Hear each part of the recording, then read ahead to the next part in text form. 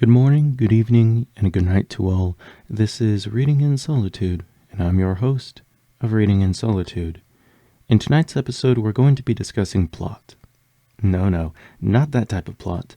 We're going to be discussing plot from the literary standpoint. To be sure that we're all on the same level, I'm going to be using the definition provided by Wikipedia as a way of discussing plot throughout this video.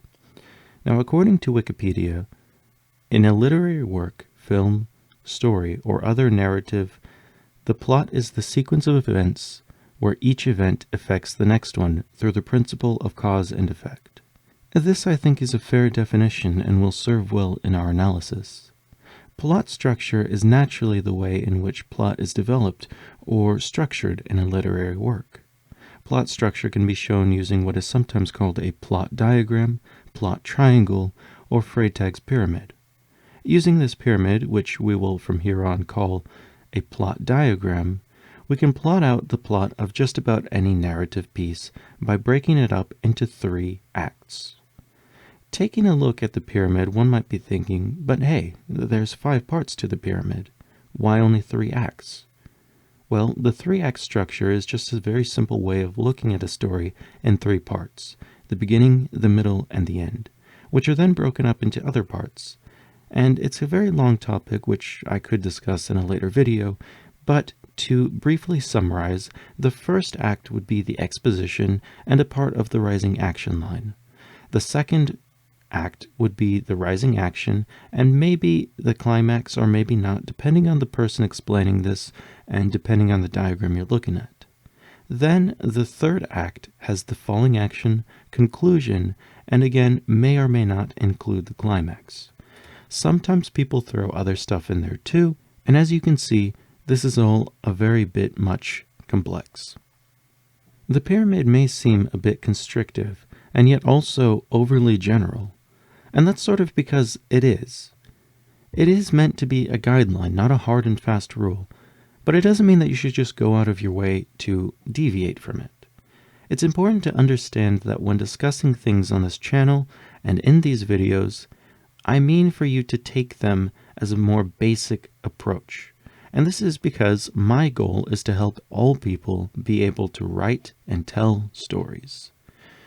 But you can still tell a story with many parts and structure to it with the help of this plot diagram. Some people may wish to have many conflicts within their story, and each of those conflicts they want to have their own arc to them. And the thing is that you can do this even while following the plot diagram. Take the story of the Odyssey, for example.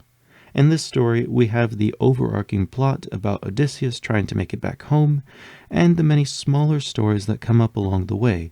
The trials Odysseus faces can be viewed as points along the path of the rising action. This is in part why some plot diagrams show the rising action as a series of rises and plateaus. The plateaus meant to show events occurring along the overall plot progression. So we understand this much with regards to plot, and we understand the form. But what does this have to do with amateur fiction writing and fanfiction writing? Well, as I've griped before, the issue of websites allowing for periodic uploading of content to their sites enables writers to write and publish stories 1 chapter at a time over a long period of time, and this has caused harm to the plot structures of many stories. I think that this issue comes from having fans of these stories asking for different scenes to be put into these stories, which winds up derailing the stories from the path that they were on and disrupting that cause and effect principle that we brought up earlier. Like many things in storytelling, plot has a lot to do with cohesion. Last week I talked a bit about chapters needing to have some unifying aspect to the ideas that they contain. And likewise, stories do too. All the issues occurring under the line of the rising action should be unified in some way.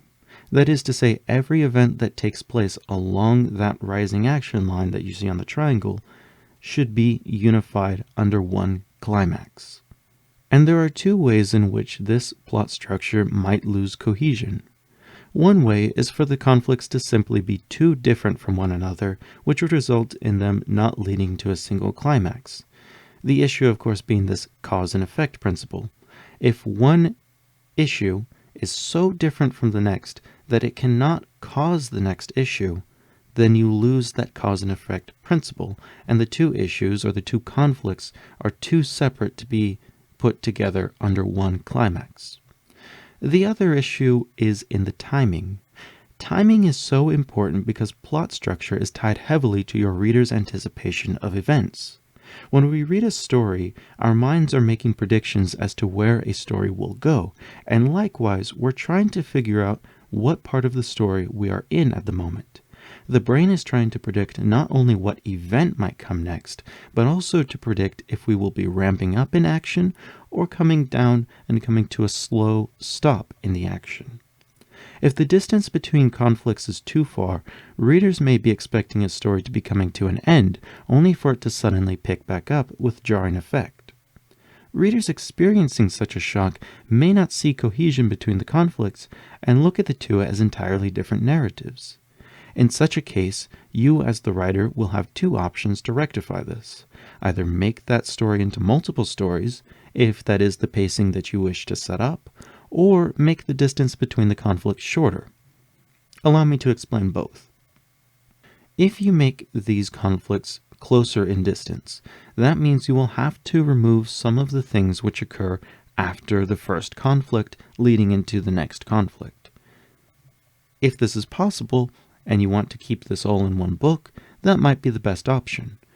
I shouldn't actually say book, because you can put multiple stories into one book. They're often called an anthology, or a collection of stories, or some other sort of thing. Understand that you don't have to write every single thing that you do in the form of a novel or a novella. Write in such a format, in such a medium, that is conducive to the story that you wish to tell.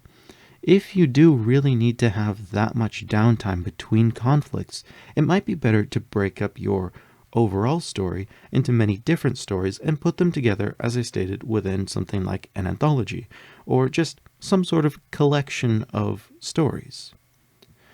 Always remember that it's perfectly fine to explore different writing mediums and different publishing formats. Again, not all stories need to be the same. Choose the medium that best suits your story. So with all that being said, I hope you all have a good night and take care.